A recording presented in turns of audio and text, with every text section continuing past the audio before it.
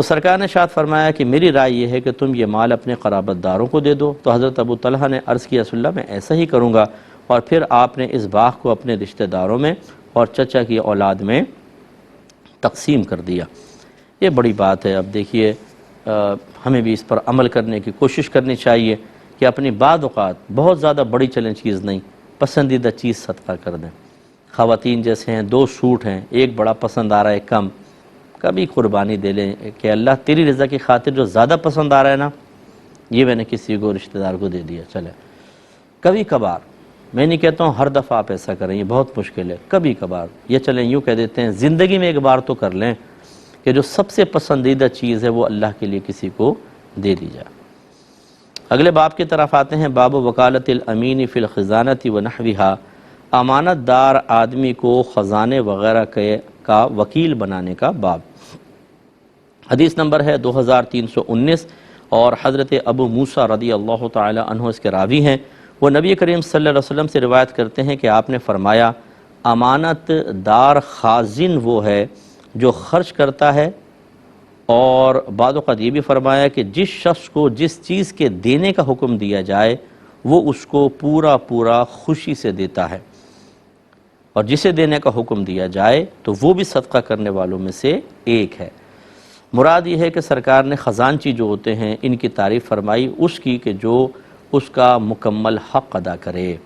تو ایک تو ہوتا ہے جیسے پہلے دور کے حاکم اسلام کے خزانچی ہوا کرتے تھے، تو وہ آرڈر کرتے تھے بھئی فلاں غریب کو اتنا مال دے دو، فلاں کو اتنا دے دو، فلاں کو اتنا دے دو۔ تو اگر وہ بعض اوقات لکھت پڑھت بھی نہیں تھی، شروع کے دور میں تو نہیں تھی، اعتماد اور وعید سنا دیا کرتے تھے اگر خیانت کرو گے تو آخرت میں یہ سزا ہوگی، تو خوف خدا کے ساتھ عمل کرتے تھے۔ تو اب یہ سرکار ان کی تعریف فرما رہے ہیں کہ خزانچی اگر خازن دیانت دار ہے، اس کو جہاں کہنے کا جہاں صدقہ کرنے کا حکم دیا وہاں پورا پورا صدقہ کرے گا تو اس کو بھی صدقے میں سے ثواب مل جائے گا۔ حالانکہ صدقہ یہ خود نہیں کر رہے تو وکیل ہے، لیکن اس کو بھی ثواب ملے گا۔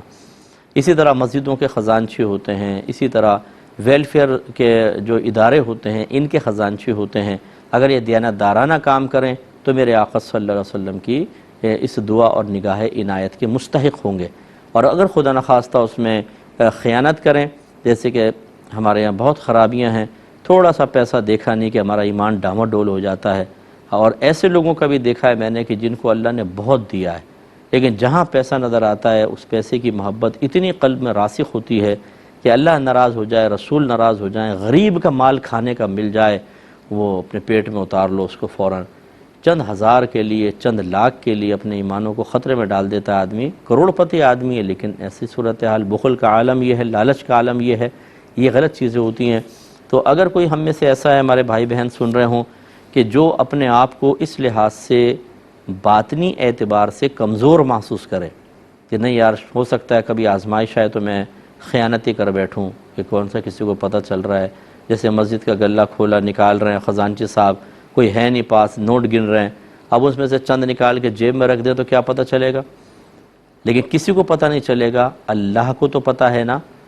اور یہ لوگوں نے مسجد کے لیے چندہ دیا ہے، آپ کی جیب میں ڈالنے کے لیے تو نہیں دیا، تو پھر اس میں آخرت میں گرفت ہوگی۔ تو اس لیے ایسا ہرگز نہیں کرنا چاہیے۔ اگر کوئی سمجھتا ہے کہ میں اپنے پر کنٹرول نہیں کر سکوں گا تو اسے اس آزمائش میں پڑنا ہی نہیں چاہیے۔ ہمارے امام اعظم ابو حنیفہ رضی اللہ تعالی عنہ کو جب عہدہ قضا پیش کیا گیا، قاضی شہر بڑا مقام رکھتا تھا کہ بھی آپ فیصلے کریں، لوگوں کے درمیان جھگڑے سنیں، فیصلے کریں۔ تو امام اعظم رضی اللہ تعالیٰ عنہ چونکہ بہت زیادہ صاحب تقویٰ تھے، آپ نے خوف محسوس کیا کہ اگر مجھ سے خطا ہوئی تو کیا ہوگا، اور دوسرا سفارشیں، کیونکہ جب آدمی جج بن جائے، کچھ ایسا ہو جائے، منصف بن جائے تو کبھی یہاں سے پریشر، کبھی وہاں سے پریشر، کبھی وہاں سے پریشر، اب اگر غیر منصفانہ فیصلہ ہو جائے تو آخرت کی بربادی۔ تو آپ نے صاف منع کر دیا تھا میں اس منصب کو نہیں لوں گا، جس پر خلیفہ نے ناراض ہو کر آپ کو جیل میں بھی ڈال دیا تھا، اور سنا ہے کہ کوڑے بھی مارے تھے، اتنا کہ آپ کے بلڈ نکل آیا تھا، وقت کا امام اتنا بڑا، لیکن آپ نے وہ عہدہ قبول نہیں کیا۔ یہ مطلب ایک تقویٰ ہوتا ہے پرہیزگاری کی، یار اس خطرے میں کیوں ہاتھ ڈالوں، اور اگر بہرحال مجبوری ہے آپ کی تو پھر پوری دیانتداری کے ساتھ کام کریں۔ اپنے بچوں کے پیٹ میں حرام پہنچانے کا کوئی فائدہ نہیں ہے، اس دنیا کی چند ٹکے یہیں رہ جائیں گے۔ کتنے عرصے انسان خرچ کر لیتا ہے، جو یہ بڑے کرپشن وغیرہ کر کے پیسہ بنا لیتے ہیں، کوئی کی پوسٹ پر بیٹھ گئے، رشوتیں لینا، سب کچھ، بینک بیلنس ایک تو وہ ظاہر نہیں کر سکتے کیونکہ پکڑ دھکڑ ہو جاتی ہے، چھپا کے رکھنا پڑتا ہے، کھل کے خرچ نہیں کر سکتے کہ لائٹ میں آ جائیں گے بھئی اتنا پیسہ کہاں سے خرچ کر رہا ہے۔ اس کا مطلب ہے صرف جمع کرنے کے لیے ہم نے خیانت کی تھی اور حسرت کے ساتھ دیکھ کر مر جاتے ہیں۔ بچے عیش کر رہے ہوتے ہیں اس کے اوپر، اور بچہ بھی اگر اسی پوسٹ پر آ گیا پھر وہ بھی سسکتی ہوئی زندگی گزارے گا کہ پوری زندگی اس مال کو استعمال نہیں کر سکتا، بس ایک اطمینان قلب ہے جی مال بہت پڑا ہوا ہے۔